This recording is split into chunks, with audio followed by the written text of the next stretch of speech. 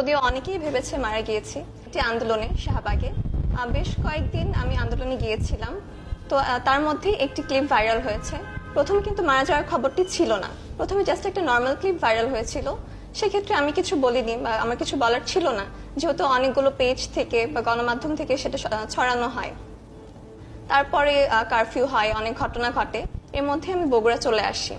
তো বগুড়া আসার পরে একদিন আমি ঘুমাচ্ছিলাম, 11টা বাজে সকাল। এর মধ্যে আমার এক ফ্রেন্ড আমাকে কল দিয়েছে। তো আমি ঘুম চড়ানো কণ্ঠে ওকে জিজ্ঞেস করেছি যে কি হয়েছে। তো আমাকে বললো, তুই নাকি মারা গিয়েছিস, তাই জানার জন্য ফোন দিয়েছি। আমি তো অনেক অবাক যে মারা গেলাম কিভাবে। তো আমাকে ফেসবুকে একটা লিঙ্ক দিয়ে দেখতে বলে। তখন দেখলাম যে একটা পেজ থেকে বলা হয়েছে যে আমি মারা গিয়েছি, আর সেখানে অলরেডি 1 মিলিয়ন ভিউ এরকম। তো আমি তখনও ব্যাপারটা মজার ছলেই নিয়েছি, যেহেতু জাস্ট একটা পেজ থেকে, ব্যাপারটা তেমন সিরিয়াস না, এভাবেই নিয়েছি। এরপরে একে একে আমার আম্মু ভিডিওটা দেখে। আম্মু